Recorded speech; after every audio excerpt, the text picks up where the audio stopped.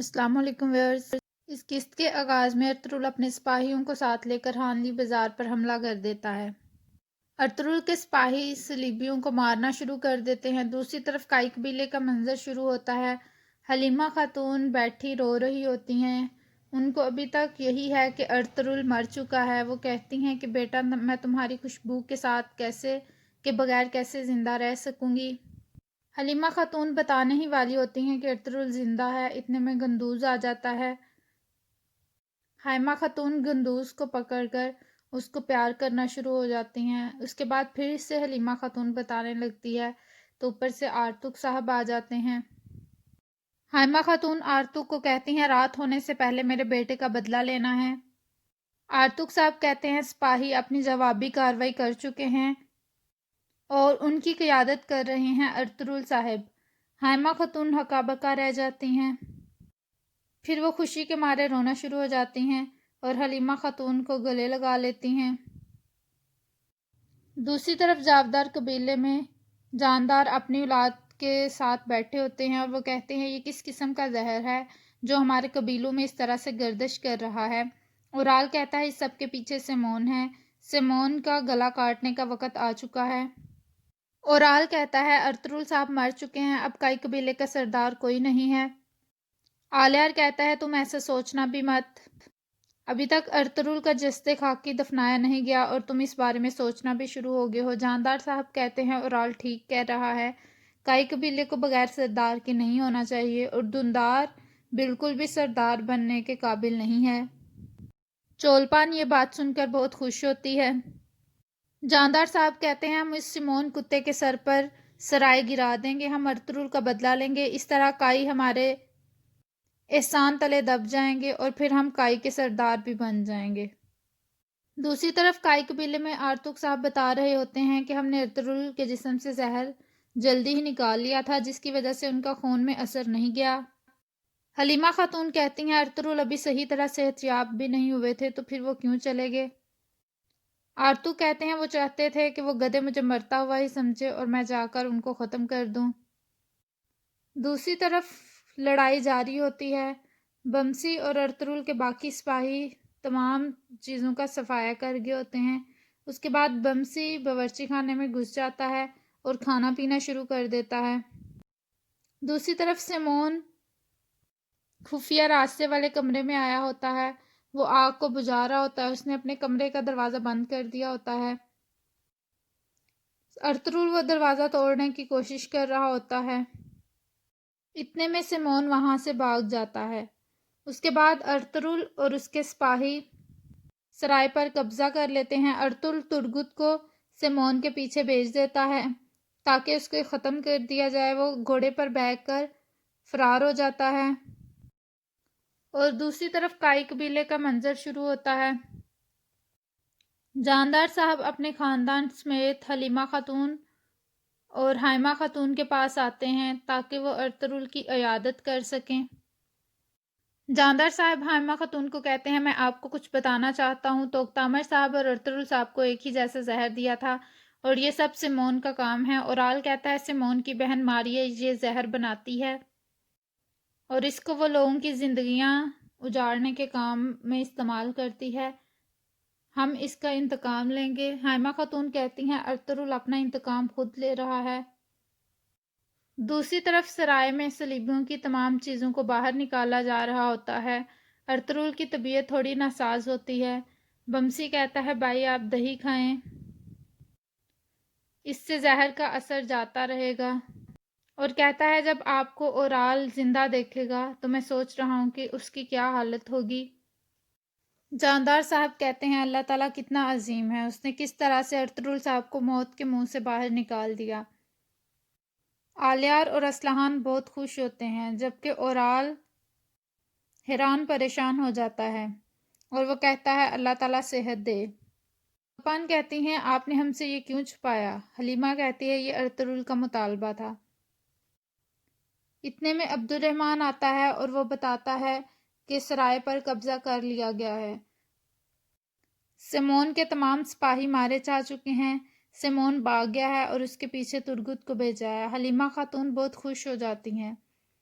جبکہ چولپان اور اورال کی حالت افسردہ ہوتی ہے۔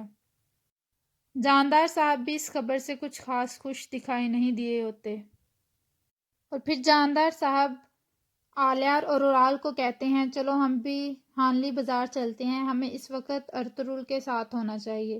وہ قبیلے سے باہر آتے ہیں تو جاندار صاحب کہتے ہیں ارطغرل کو ہم پر بھروسہ نہیں ہے۔ اورال کہتا ہے میں نے آپ کو کہا تھا وہ مضبوط ہوگا تو وہ سب سے پہلے ہمیں ہی ختم کرے گا۔ آلیار کہتا ہے تمہیں کیوں نہیں پتہ چلتا، ارطغرل صاحب ہم میں سے ہی ہیں۔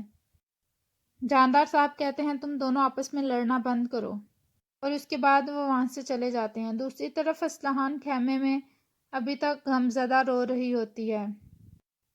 اتنے میں چولپان خاتون وہاں آ جاتی ہے اور وہ اسے کہتی ہے کہ تمہیں اب غم اور سوگ کی اجازت نہیں ہے۔ وہ کہتی ہے میں صرف حلیمہ خاتون اور ان کے بچے کی وجہ سے پریشان ہوں، مجھے اس کے علاوہ کوئی پریشانی نہیں ہے۔ چولپان کہتی ہے تمہیں ان کے لیے بھی پریشان ہونے کی ضرورت نہیں ہے، کیونکہ ارطغرل صاحب زندہ ہیں اور اب تم دوبارہ سے سہاگن ہو سکتی ہو۔ اسلحان یہ سن کر خوشی کے آنسو رونا شروع ہو جاتی ہیں، اور چولپان دل ہی دل میں پریشان ہو رہی ہوتی ہے۔ دوسری طرف باتوحان اورال کو را کر بتاتا ہے کہ سرائے پر حملہ ہو گیا ہے۔ اورال کہتا ہے میں پہلے سے جانتا ہوں، اس سیمون کا کیا بنا ہے؟ باتوحان کہتا ہے سیمون وہاں سے بھاگ گیا ہے۔ اورال کہتا ہے وہ میرے پاس ہی آ رہا ہوگا، ہمیں ارطغرل سے پہلے اس کے پاس پہنچنا ہے، اور تم حاجت اوران کا بھی پتہ کرو وہ کس کے پیچھے ہے۔ اس کے بعد وہ گھوڑے پر بیٹھ کر چلا جاتا ہے۔ دوسری طرف کائی قبیلے میں گندوز حلیمہ خاتون سے کہتا ہے کہ میرے بابا کب آئیں گے، اور میں بھی بابا کی طرح سپاہی بنوں گا اور پھر بابا ہی کی طرح تلوار چلاؤں گا۔ حلیمہ خاتون اور ہائمہ خاتون یہ دیکھ کر خوش ہو رہی ہوتی ہیں۔ ہائمہ خاتون کہتی ہیں آج رات خوشی کا دن اور شکر گزاری کی رات ہوگی۔ حلیمہ کہتی ہیں ہمیں جرگہ بلا کر سب کو صورتحال کے بارے میں بتانا ہوگا۔ اتنے میں چولپان خاتون اور اسلحان خاتون آتی ہے۔ اسلحان ہائمہ خاتون کو کہتی ہے مبارک ہو، اور اس کے چہرے سے خوشی صاف واضح ہو رہی ہوتی ہے۔ چولپان کہتی ہے ہمیں دشمن کا پتہ چل گیا ہے کہ وہ کون ہے۔ ہائمہ خاتون کہتی ہے ارطغرل اس دشمن کا سر اپنے ہاتھ سے اتاریں گے۔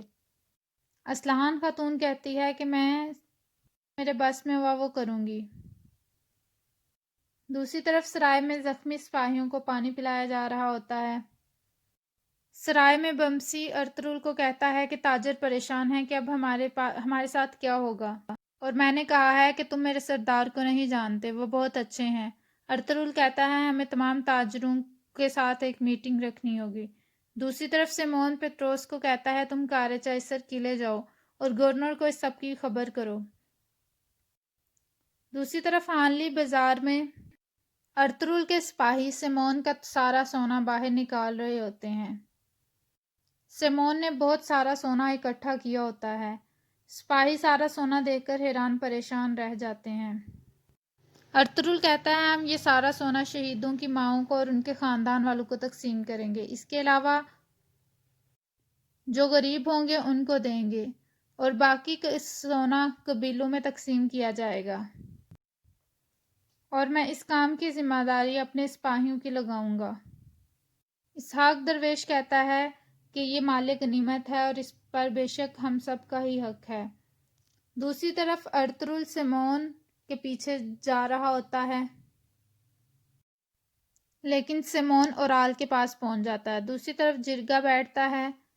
ہائمہ خاتون جرگے کی نمائندگی کرتی ہیں اور وہ تمام سرداران کو بتاتی ہیں کہ ارطغرل صاحب زندہ ہیں۔ وہ سب بہت خوش ہو جاتے ہیں اور کہتے ہیں اللہ تعالیٰ کا شکر ہے کہ اللہ تعالیٰ نے ہمیں سردار کے بغیر رہنے نہیں دیا۔ حلیمہ خاتون بھی یہ سب کچھ سن کر خوش ہوتی ہیں۔ ہائمہ خاتون کہتی ہیں کہ آج رات کو دعوت ہوگی، ہم نے چونکہ سرائے پر قبضہ کر لیا ہے۔ یہ خبر سن کر وہ سب بہت خوش ہوتے ہیں۔ دوسری طرف ہانلی بازار میں بمسی باورچی خانے میں گھسا ہوتا ہے۔ سیمون کا چھوٹا سپاہی ٹیبل کے نیچے بیٹھا ہوتا ہے، وہ چھپ رہا ہوتا ہے اتنے میں بمسی کو کوئی حرکت محسوس ہوتی ہے۔ وہ نیچے دیکھتا ہے تو وہ چھوٹا سپاہی ہوتا ہے۔ بمسی اسے پکڑ لیتا ہے اور اوپر اٹھا لیتا ہے اور اسے کہتا ہے، تمہیں تو میں ایک ہاتھ سے بھی ختم کر سکتا ہوں۔ وہ کہتا ہے، میرا کوئی قصور نہیں ہے، مجھے چھوڑ دو، میں صرف ان کا ایک غلام ہوں۔ بمسی کہتا ہے، تمہیں چھوڑنا نہیں ہے، اور پھر وہ اس کو پکڑ کر ارطغرل کے پاس لے جاتا ہے۔ یہاں پر اس قسط کا اختتام ہوتا ہے۔ ویڈیو پسند آئے تو لائک کریے گا، کمنٹ کر کے بتائے گا کیسی لگی ایپیسوڈ۔ Thank you.